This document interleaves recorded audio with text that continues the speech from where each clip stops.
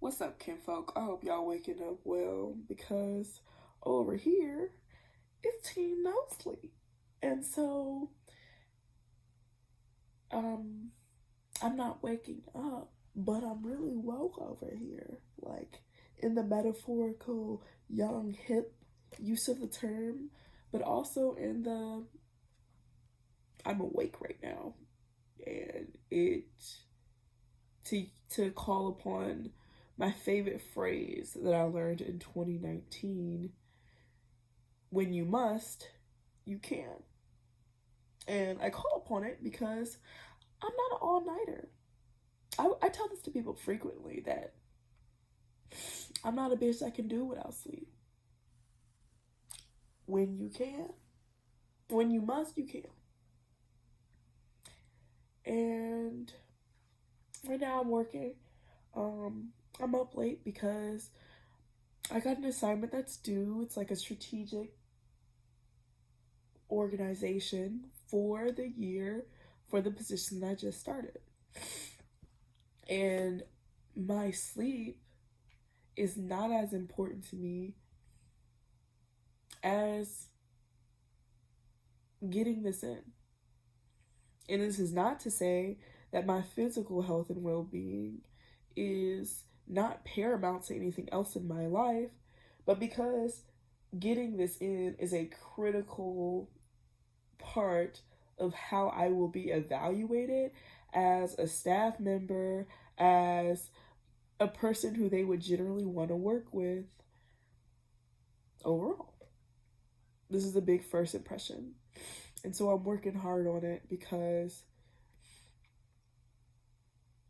I had difficulty convincing myself that I knew what I was doing in completing this task, which is all you don't understand it. You can't get it.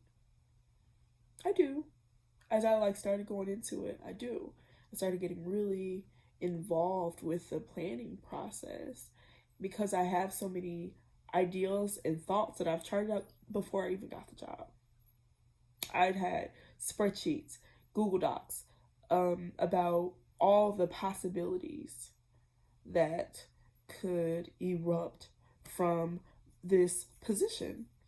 And still, prior to me sitting down this evening and really just starting to get a move on all of that, I was like, you ain't got nothing? You gotta do all of this? You can do all of that. So I was sitting here and I was considering one of the elements of the strategic goal, and it's a part of my job description, which is to create a pilot youth program. Create a pilot youth program as a model for how Flick can support youth organizers to undertake project activities to address the issues that are most relevant and pressing for their communities. And so as I'm doing this, and I'm getting into it, I'm really just starting to think about what I wanted them to do, because a part of this is to consider it from all aspects. Like, you're considering what methods you need to use, what are your how is data going to be collected? What is the goal of it? Like, how many people are we intending to reach? And just the logistics of the whole operation. And on the piece about that I was working on, which is the pilot youth, I was like, oh, that's only one subsection. As I was in there, I was writing about how to engage them,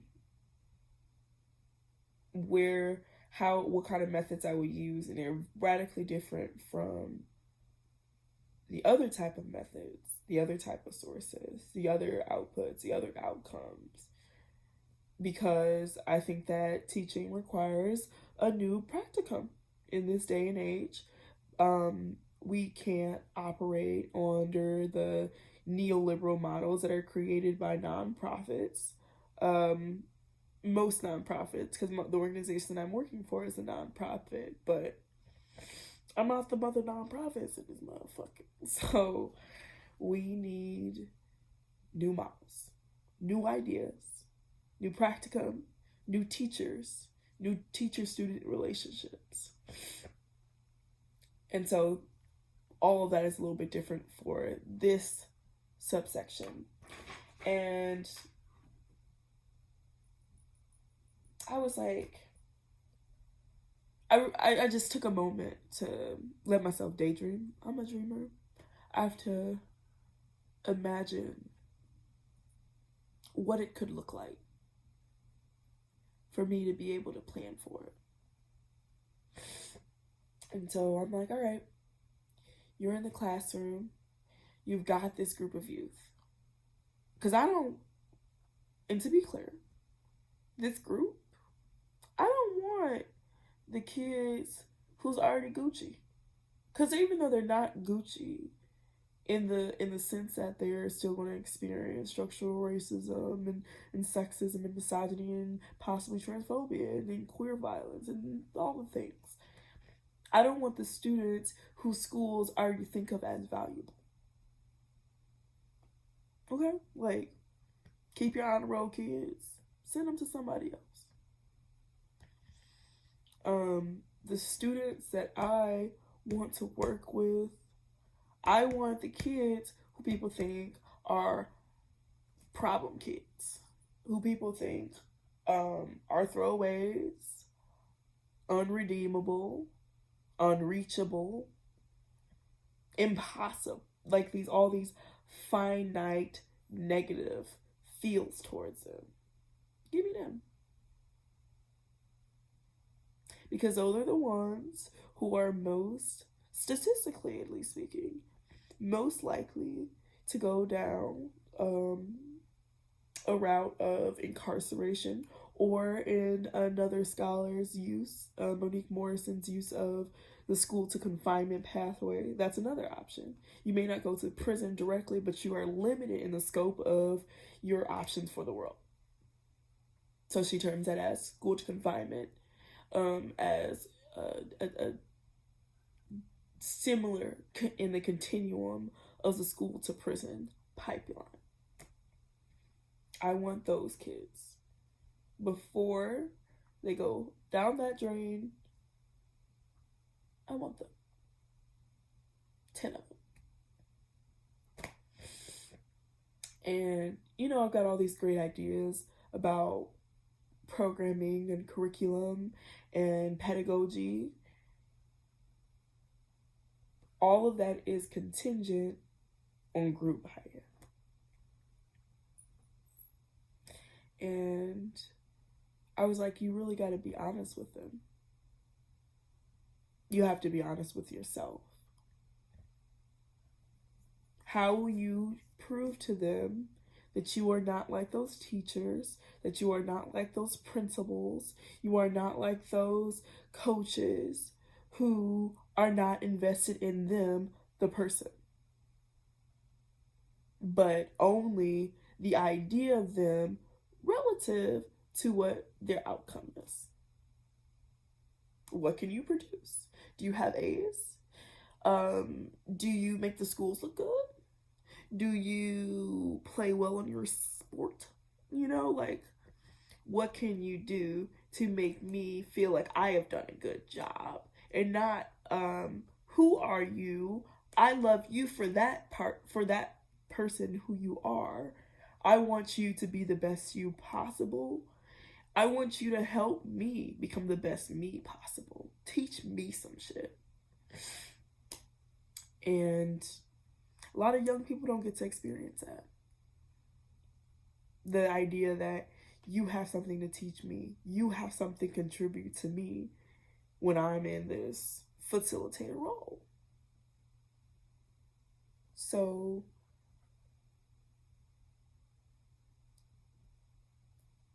considering the fact that there are a few people in that profession of education, unfortunately, who are intimately invested in the person, how do I convince these kids who I'm sure feel the burden of their status as throwaways, as unredeemables, as all negative adjectives that one might think of for these quote unquote at-risk youth. I want them to understand what we do with this group. It ain't what you experiencing in the motherfucking charter schools.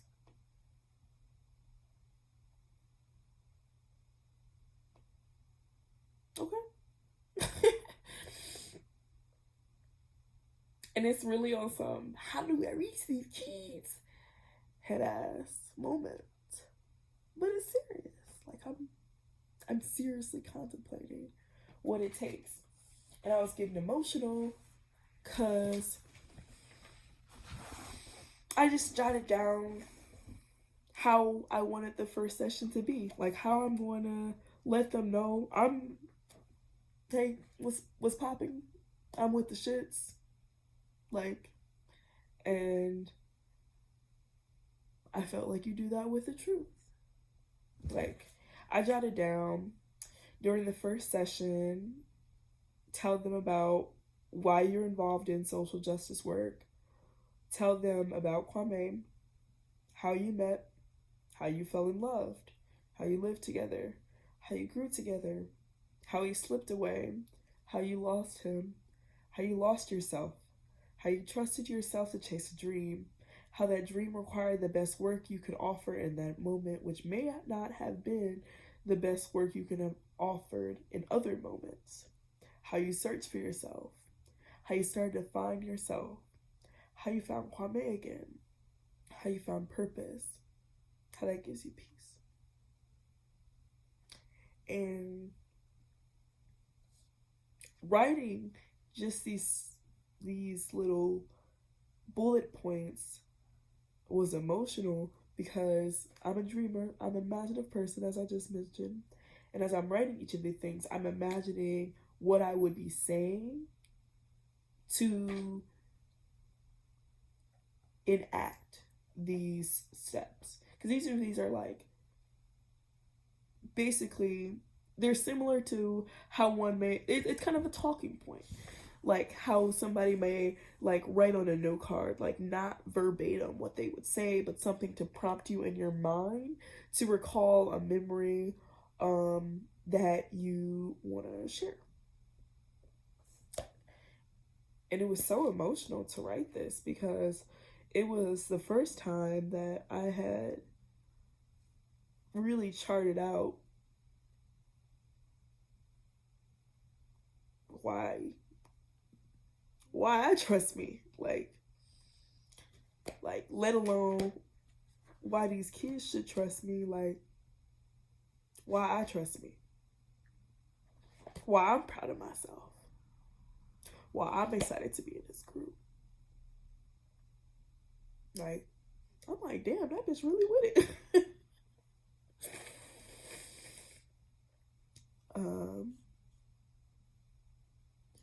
Teaching to transgress has been really helpful and influential in my preparation for this. I've put it down for a little bit since I started my job just because of the demands have, caused my time management to place some of that on the back burner. And it's like Teaching to Transgress is a book that's sort of reading for pleasure, but it's in large part reading for informational purposes. Like it's like one of those kind of texts that can't just be for pleasure and subsequently later become something that you use for philosophical or professional purposes as like a good fiction book might. Like it's one of those books where it's like, yeah, we're here to think and strategize and problem solve. And it's like, that's real, but if I'm doing some other things that are a little strenuous, I'm looking for just a little release in my reading as well. So in the past 2 weeks, because I've only been in my job for last week and this week, so in this time frame, I have only been going to like fiction books, But Outside of that, teaching to transgress, from what I have read, which is, I'll be very frank, is not very much. It's only been like the introduction and the first chapter, but they were really important in isolating to me that the classroom should be an exciting place, that we should always question how power is operating within the classroom space, and what role as an educator do I wish to occupy in the classroom. Do I want to be a do I want to follow the banking model of education functionally? And without the, you know, rules of standardized education, I don't even have to do that. Like, there's some argument to the idea that teachers, and especially grade school teachers, have to, in some capacity, adhere to the banking model of education, which is the idea that teachers are the banks of knowledge and students are deposited into. Like, they don't have shit to offer, but teachers put all of the thoughts into their head type shit, which is big weak. The alternative option, this is to clarify, that's not Bell Hooks' concept in and of itself. She just discusses why that's a problem, how it personally impacted her education, and how that frustration impacted her to pursue a different type of classroom.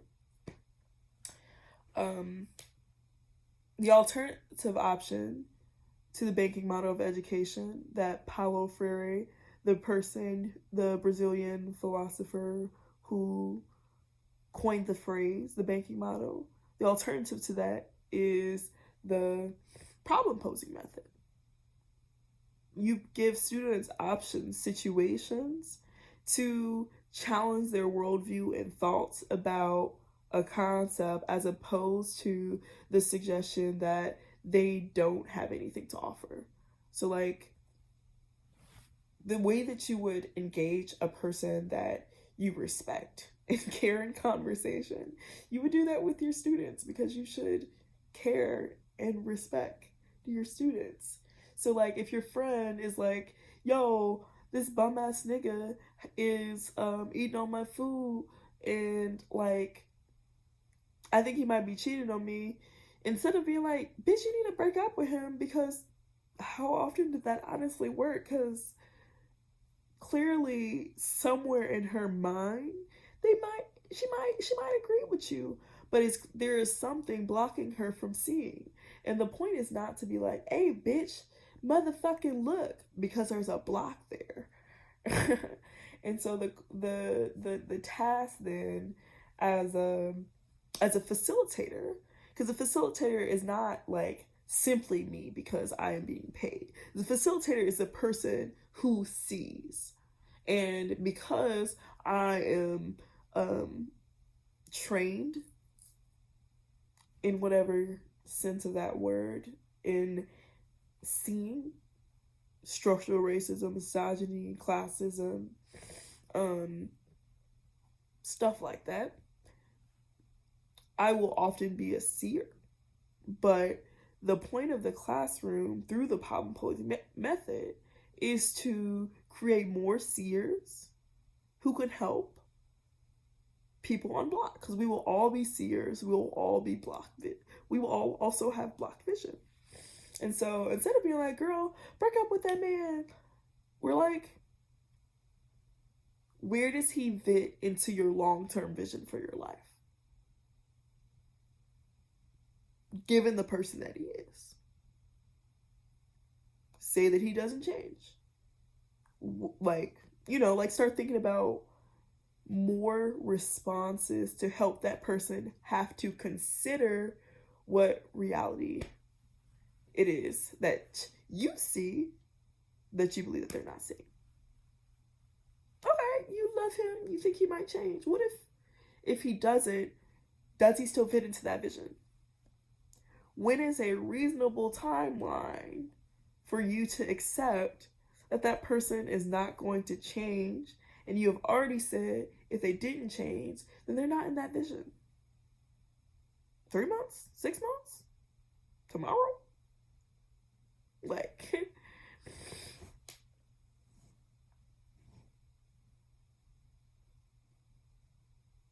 I got myself really excited.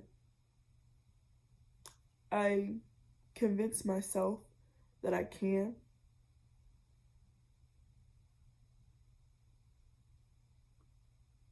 And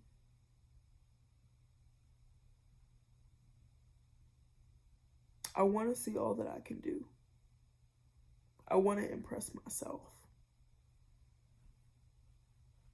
I don't want to just do something. I want to do what I want to do.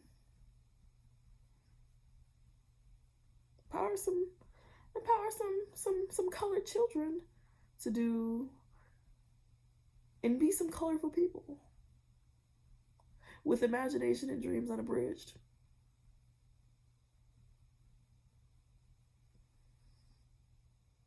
Your world is so limited when your imagination is controlled by the confines of our present reality. And I know that may sound real hippie-ish. I got tapestry on my wall and shit. The little macrame wall hangings and shit, like pillows and a little cat and dog, and you know, like, I can hear why someone may just chalk it up to, you know, one of the millennials. But I imagine a lot of people may hear me because I do speak very clearly and persuasively. I'm a national champion.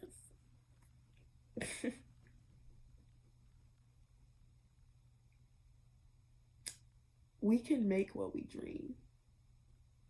Some people call that manifestation. I call it making what you dream, because we can have an idea. I think an idea is different from a dream, because a dream is a little bit more intricate. An idea is like I just thought of this.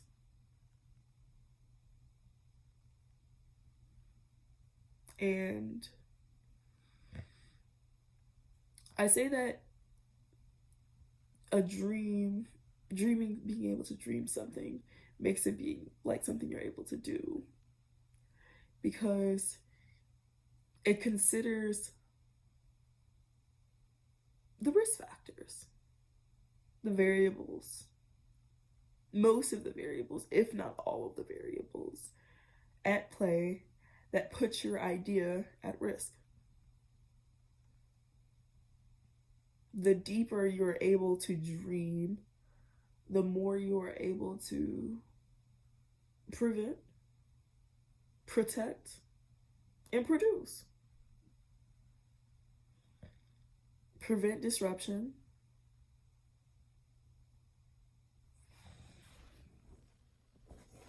Protect, like, yourself and others.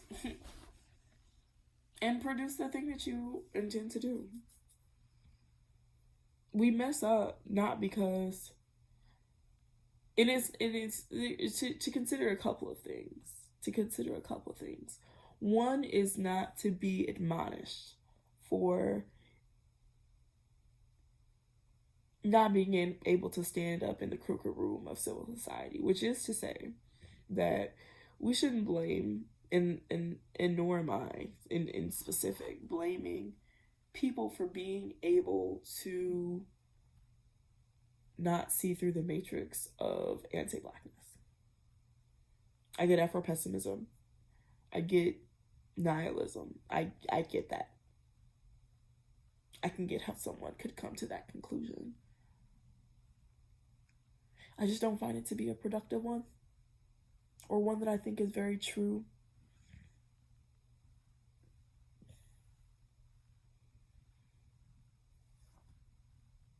I think that there are gratuitous things that happen to Black people that are outside of all of our control.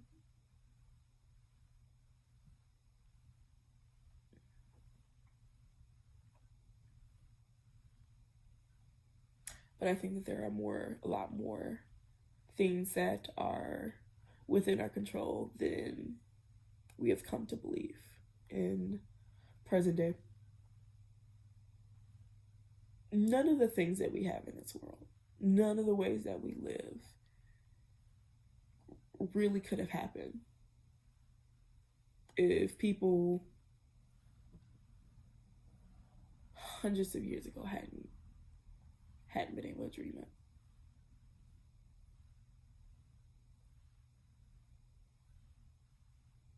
People think that their grandparents and slaves and all those people of pre our day, you know, the contemporaries, are not as smart as us because they weren't awarded the type of education. I do this a lot because I'm like, all that shit is whack. Not true. Education, which is this vacuous term that doesn't mean an equal thing in history. I should stop swaying my legs, but I have to pee a little bit. We think that we're smarter than them because we got more education. Some of our grandparents got 3rd, 5th, and 8th grade reading levels. But they had the propensity to dream a world that was produced for us. And maybe your mama, maybe your papa wasn't making bills. And by bills, I mean like what hits Capitol Hill. But they was working that 9 to 5 in order to produce something for your monkey ass. And people fail in producing it the way that they want it to. But when you come out, consider yourself like the parts of you that are upright.